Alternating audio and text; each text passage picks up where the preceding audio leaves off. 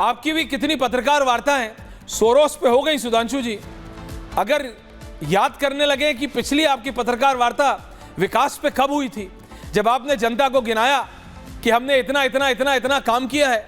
14-19 के बाद समा होता था कि अभी 100 दिन का काम दिखा रहे हैं, अब 200 दिन का दिखा रहे हैं, अब 300 दिन का दिखा रहे हैं, अब 1 साल का दिखा रहे हैं, 2 साल का दिखा रहे हैं, 3 साल का, 5 साल का। वो विकास ने बैक सीट ले ली है।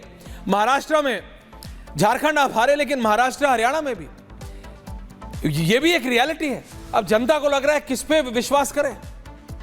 आप लोगों को आपस में अविश्वास है, विपक्ष को आप पे, विपक्ष को पूरी संवैधानिक व्यवस्था पे, कॉन्स्टिट्यूशन पे ही एक तरीके से जब वो इलेक्शन कमीशन पे अविश्वास करते हैं, ईवीएम पे वो करते हैं, अविश्वास करते हैं, सत्ता में बैठे हुए लोगों पे अविश्वास करते हैं, तो जनता कहती है हम किस पे विश्वास करें।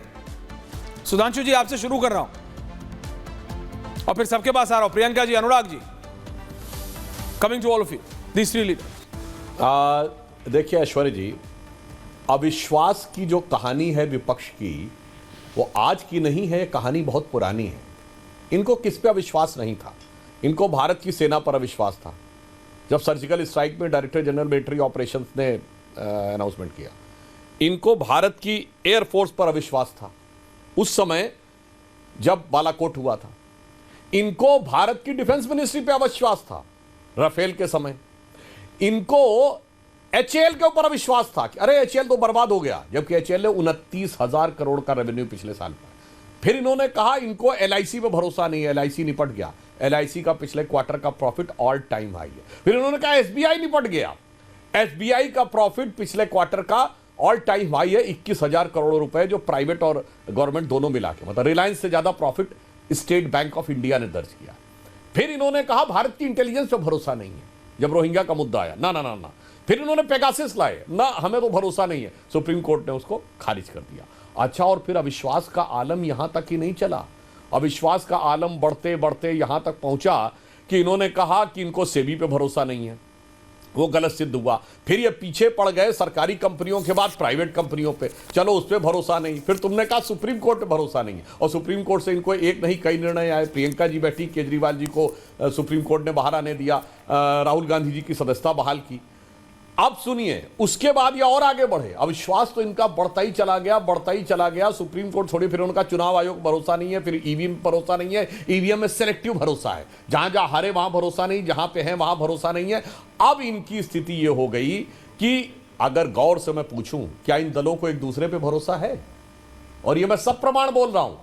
एक मुद्दा बताइए जिसपे इंडी गठबंधन के 2 दलों ने एक सा नोटिस दिया हो। ना, अडानी के मुद्दे पे सारे 267 के नोटिस सिर्फ कांग्रेस पार्टी के, संभल के मुद्दे पे सारे नोटिस सिर्फ समाजवादी पार्टी के, और आम आदमी पार्टी ने दिल्ली के लॉ एंड ऑर्डर के ऊपर दिया, तो राघव चड्ढा ने बांग्लादेश के ऊपर भी दिया था। तो क्या कम्युनिस्ट पार्टी ने वायनाड की प्राकृतिक आपदा पे दिया, तो डीएमके ने तमिलनाडु की प्राकृतिक आपदा दिया। मेरे भाई, एक दूसरे पे विश्वास नहीं। और अगर इनकी पार्टी के अंदर जाके देख लीजिए तो हकीकत तो यह है कि नेताओं को एक दूसरे पे भरोसा नहीं है, क्योंकि अधीर रंजन चौधरी कहते हैं कि there is no democracy in West Bengal, और कांग्रेस कहती, जयराम रमेश यहां कहते हैं कि हम साहब we need Mamata Banerjee to defend the democracy. कितने ही दर्जनों उदाहरण में उतना समय नहीं लेना चाहता। जब ये नेता कहते हैं तो उनके निजी बयान थे, मेरे से कोई मतलब नहीं। अनुराग भदौरिया जी की पार्टी के नेता शफीकुर रहमान बर्क कहते हैं तालिबान मेरे दिल में, अरे उनका निजी बयान है, हमें उस पर भरोसा थोड़ी है। अब देखिए राम गोपाल यादव जी क्या बोले, आज ही डिंपल यादव जी का बयान है कि अडानी मुद्दा इंपॉर्टेंट नहीं है। अब राम गोपाल जी ने कहा संभल इंपॉर्टेंट है, बाकी तो सब अलग है। राम गोपाल जी ने कहा कि राहुल गांधी यदि संभल जा रहे हैं, रसमदायगी कर रहे हैं, एक दूसरे पे विश्वास नहीं, तो अंत में मैं जानते क्या कहूंगा, इसीलिए इनको उपराष्ट्रपति पर भी भरोसा नहीं हो रहा है। तो अंत में एक लाइन कहूंगा, इसमें क्या रखा है देखे है जो तू आन के पास, बदगुमा वहन की दारू नहीं लुकमान के पास। ये जानते क्या होता है, जैसे हमारे यहाँ सुशेन वैद्य, धनवंतरी वैद्य माने जाते हैं, मुस्लिम परंपरा में हकीम लुकमान सबसे ऊपर माने जाते हैं। इनके लिए कह रहा हूं, इनको ज्यादा बेहतर समझ में आएगा। तो कहा जाता वहम हो जाए तो उसकी दवा या दारू हकीम लुकमान भी नहीं कर सकते। अब ये जो अपने पे कॉन्फिडेंस जिसको नहीं है, अपने साथियों पे कॉन्फिडेंस नहीं है, देश की किसी व्यवस्था पे कॉन्फिडेंस नहीं है, जनाब उसको हम कॉन्फिडेंस कैसे दिला सकते नहीं? लेकिन सुधांशु जी, आप भी तो विपक्ष के ऊपर भरोसा नहीं करते ना। आपको जनता जिताती है तो जो विपक्षी नेता है उनका भी एक संवैधानिक रोल है, उनको भी तो जनता जिताती है। आपको ज्यादा सीट आई है, बिल्कुल आई है, चाहे अनुराग भदौरिया की गिनती में या फिर उन्होंने जो गणित सीखी है उसमें 99 हो सकता है, 240 से बड़ा हो, लेकिन प्रैक्टिकली स्पीकिंग ठीक है। लेकिन उनके सांसद को भी तो जनता जिता के भेजती है। आप बोल रहे हैं कि उनके सांसद है उनको चाचा सोरोस चला रहा है, उनको जॉर्ज सोरोस विलायत से चला रहा है। तो ये जो सेंस ऑफ अविश्वास है ये इतना परकुलेट कर गया है सिस्टम में अंदर कि जनता को राजनेताओं पे अविश्वास आने लगा। हाँ नहीं बिल्कुल ऐसा है, राजनेताओं की विश्वसनीयता इस कारण से कमजोर है। आपने बहुत अच्छा सवाल किया ऐश्वर्य जी कि हम विपक्ष पे विश्वास क्यों नहीं कर रहे हैं। अब मैं उदाहरण देना चाहता हूं, दर्शकों को समझ में आना चाहिए। रूल 267 राज्यसभा का ये कहता है कि सारा काम रोक के केवल और केवल इस विषय के ऊपर डिस्कशन करें। एक दिन 42 नोटिस आए 267 के और 9 अलग अलग मुद्दों के लिए। अब बताइए एक ही टॉपिक पे डिस्कशन हो सकता है। अब इन 9 में से हम किस पे भरोसा करते? टीएमसी कुछ और कह रही थी, आम आदमी पार्टी कुछ और कह रही थी, समाजवादी पार्टी कुछ और कह रही थी, कम्युनिस्ट कुछ और कह रहे थे, कांग्रेस कुछ और कह रही थी, डीएमके कुछ और कह रही थी। अब आप मुझे बता दीजिए कि आपको एक मुद्दे पे डिस्कशन कराना, पहले भाई आपस में एक दूसरे का भरोसा जीत लो, उसके बाद आके कहो। इसीलिए मैं कहना चाहता हूं एक दूसरे पे विश्वास का घात करने वाले लोग अगर हमसे पूछे कि हम उनके विश्वास के साथ हो जाएं तो कैसे संभव है। ऑन द लाइटर नोट मैं एक बात और कह दूं, सपा और कांग्रेस और आम आदमी पार्टी और कांग्रेस ये दोनों जानते कैसे एक दूसरे से गले मिलते हैं ऐश्वर्य? कैसे? जैसे अलाउद्दीन खिलजी अपने चचा जलालुद्दीन खिलजी से गले मिला था, वो गले तो मिल रहे थे दोनों, मगर दोनों की नजर तख्त के ऊपर थी कि कौन दूसरे को निपटा के तख्त पे कब्जा कर ले। और ये मैं सब प्रमाण बोल रहा हूं। जिस दिन हरियाणा का चुनाव कांग्रेस हारी उस दिन सपा ने अपने 7 कैंडिडेट डिक्लेयर कर दिए। ओके। और इधर महाराष्ट्र हारे, आम आदमी पार्टी ने कहा छोड़ो खत्म, दिल्ली में नो गठबंधन। तो हकीकत पूरे देश को पता है कि इस गठबंधन का आंतरिक चरित्र ही अविश्वास से भरा हुआ है। स्वार्थ के कारण केवल साथ में आए थे।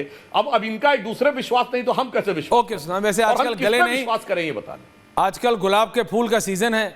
राहुल गांधी जी ने अनुराग भदौरिया के फेवरेट राजनेता राजनाथ जी को गुलाब का फूल आज ही संसद में दिया है। प्रियंका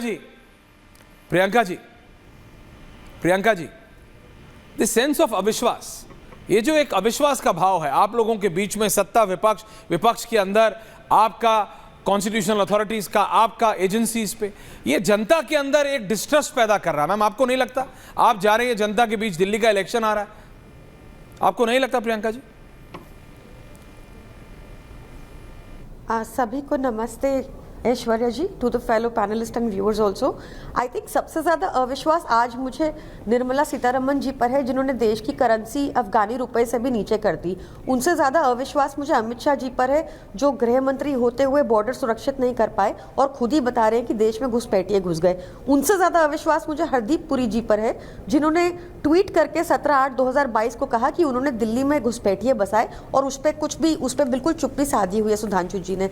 मुझे अविश्वास है ऐसी कानून व्यवस्था पर जो अमित शाह जी के तहत आती है, जो हमें मणिपुर में देखने को मिल रहा है। इसके ऊपर अगर चर्चा करना चाहते हैं तो हाउस एडजर्न कर देते हैं। इसलिए मुझे अविश्वास है धनखड़ जी पर भी, जो पहले जो एक बीजेपी के एजेंट की तरह काम करते हैं। आपने देखा होगा कि वेस्ट बंगाल में भी उन्होंने इतने ऑब्स्टिकल्स क्रिएट किए एक चुनी हुई सरकार के लिए कि उनको वीपी प्रमोट कर दिया गया।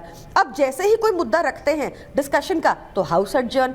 आप बताइए कि अगर आपके बच्चे एक स्कूल में पढ़ते हैं और जब आपके खुद के बच्चे ज़्यादा हो, दूसरों के बच्चे कम हो, फिर भी आप क्लासरूम ना चला पाते हो एज अ टीचर, तो आपको ऐसे टीचर पर विश्वास होगा क्या? ऐसा ही हाल हमारे हाउस का है आज।